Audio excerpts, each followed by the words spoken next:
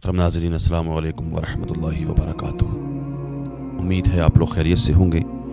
अल्लाह की बारगाह में दुआ है, अल्लाह तबारक व तआला आपको और भी खुश रखे, दीन और दुनिया की दौलत से माला माल फरमाए, आमीन या रब्बल आलमीन।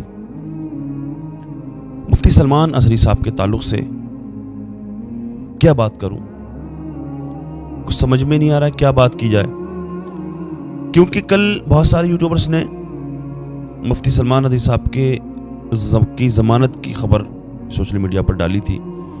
सारे यूट्यूबर्स ने मुफ्ती सलमान अज़हरी साहब को आज़ाद कर दिया था, और हकीकत बात है ज़मानत हो गई थी लेकिन रिहाई नहीं हुई थी, रिहाई होने वाली थी। बिल्कुल ऐन मौके पर मुफ्ती सलमान अज़हरी साहब को रोक दिया गया। जुल्म पे जुल्म। क्या हुआ ऐसा, आखिर क्या ऐसा रहा? सबसे पहले तो मैं ये कहना चाहता हूँ, देखिए अब तो मुझे ऐसा लगता है कि मुफ्ती सलमान अज़हरी साहब के ताल्लुक़ से कोई ख़बर ना ही डाली जाए तो बेहतर है, क्योंकि अब यार शर्म जैसी महसूस हो रही है।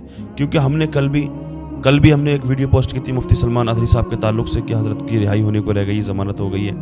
अब लोग पूछते हैं, व्हाट्सएप पे मैसेज करते हैं, कमेंट करके कहते हैं कल तो कर रहे थे, अब ज़मानत हो गई है, कल तो करते अब रिहाई हो गई। मैं क्या बताऊँ यार, कुछ नहीं कहा जा सकता, अल्लाह ही मेहरबान है, बस दुआ ही कर सकते हैं हम और आप। जैसे जैसे खबर आई वहाँ से, जैसे जैसे अपडेट आई वैसे हमने आप लोगों तक पहुँचाई।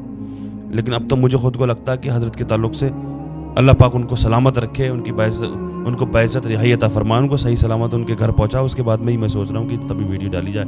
लेकिन फिर भी लोग पूछते हैं कि मारो भाई क्या रहा, फ़ोन करके पूछते हैं, कुछ लोग व्हाट्सएप पे मैसेज डाल के पूछते हैं, कुछ किसी तरह से पूछते हैं, कुछ कमेंट के ज़रिए पूछते हैं कि मुफ्ती सलमान अज़हरी साहब का क्या रहा। आप वीडियो डालते हैं, उनके ताल्लुक़ से खबर डालते हैं, क्या रहा, तो बताना भी पड़ता है क्या रहा। अच्छा, अब क्या रहा, क्या वजह रही आखिर? जो ज़मानत हो गई थी, रिहाई होने के लिए रह गई थी, बस ज़मानत तो हो गई थी मंजूर, लेकिन रिहाई नहीं हो पाई। ऐन मौके पर आखिर ऐसा क्या हुआ? एक हमारे कामरान भाई हैं, हिंदुस्तानी मीडिया चैनल है उनका, और अच्छा बोलते हैं माशाल्लाह, बढ़िया बोलते हैं। मैं अक्सर इनकी खबरें सुना करता हूँ और इनकी वीडियो मेरे पास आई है। बड़े अच्छे अंदाज में इन्होंने बयान किया है, बड़े अच्छे अंदाज में समझाया है, बड़े अच्छा बोलते हैं। इन्होंने बताया कि क्या रहा है आखिर, क्या वजह रही ऐसी।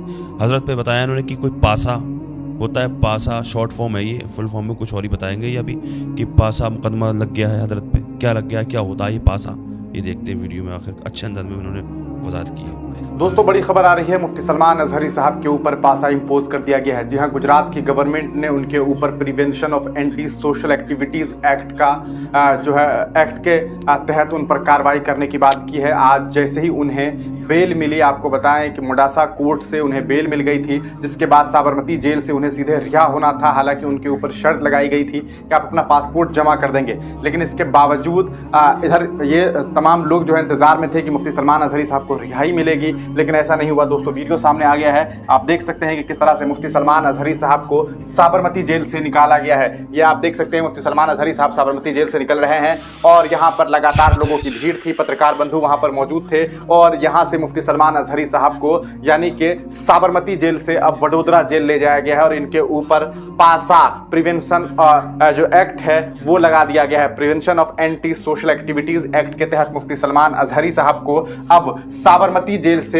ले जाया जा रहा है वडोदरा जेल में, जहां आप देख सकते हैं। और अब उन्हें जो है आपको बता दें कि पासा जो एक्ट होता है वो जनरली ऐसे लोगों के ऊपर लगाया जाता है जिससे समाज को खतरा हो। मुफ्ती सलमान अज़हरी साहब को समाज से खतरा, एक तरह से इन्हें इस तरह से दिखाने की कोशिश की गई है कि इनसे इस समाज को खतरा है। आपको बताएं दोस्तों, इस कानून के तहत मुफ्ती सलमान अज़हरी साहब को अगले 3 महीने तक तो कम से कम जेल में रहना पड़ सकता है। और अगर मैक्सिमम बात करें इस मामले में, अगर पासा इनके ऊपर इम्पोज किया गया है जिस तरह से, अगर पूरी तरीके से गुजरात गवर्नमेंट अड़ जाती है, वहां की पुलिस प्रशासन अड़ जाती है, तो मुफ्ती सलमान अज़हरी साहब को अगले 1 साल तक जेल में रहना पड़ सकता है। इस खबर के बाद यकीनन लोगों के अंदर गुस्सा है, आक्रोश है, जो लोग मुफ्ती सलमान अज़हरी साहब को चाहते हैं, क्योंकि लोगों को ये उम्मीद थी कि मुफ्ती सलमान अज़हरी साहब को आज रिहाई मिल जाएगी। अदालत ने फैसला सुनाया कि जो है डिस्पोज किया गया। जैसे ही बेल मिली, लगातार लोगों के अंदर जो है चैन और सुकून आया। लेकिन इसके बाद कुछ ही लम्हों के बाद ये खबर सामने आई कि उनके ऊपर पासा इम्पोज कर दिया गया है। हमने आपको शुरू से ही अल्लाह पाक हिफाजत फरमाए मुफ्ती सलमान अज़हरी साहब की।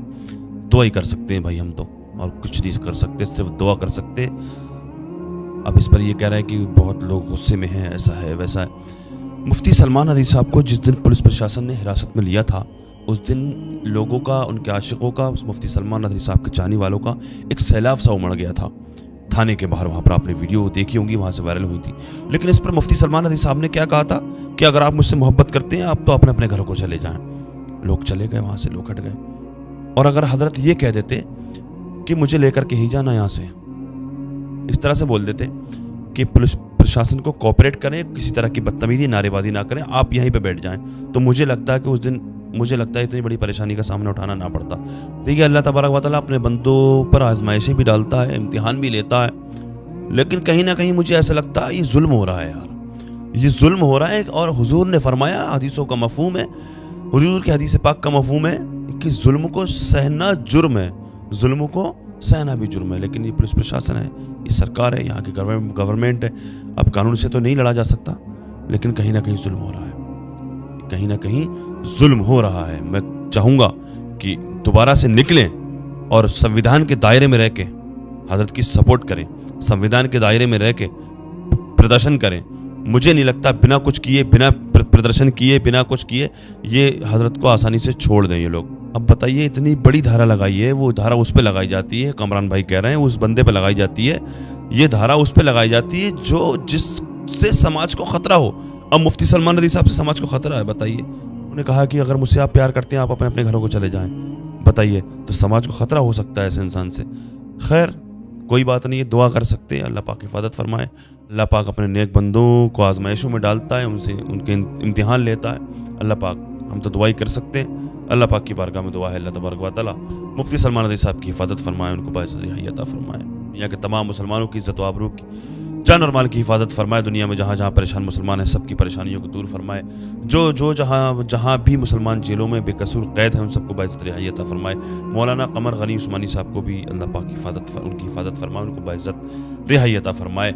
जो बेरोज़गार हैं उनको नेक रोज़गार अता फरमाए, जो बीमार हैं उनको शिफा अता फरमाए, जो बे औलाद हैं उनको औलाद अता फरमाए, नेक सालेह औलाद अता फरमाए, जो साहिब औलाद हैं उनकी औलादों को नेक सालेह बनाए। फ़लस्तीन के मुसलमानों की अल्लाह तबारक व तआला हिफाजत फरमाए। आका के सदक़े में मेरी दुआ को अल्लाह पाक अपनी बारगाह में कबूल फरमाए।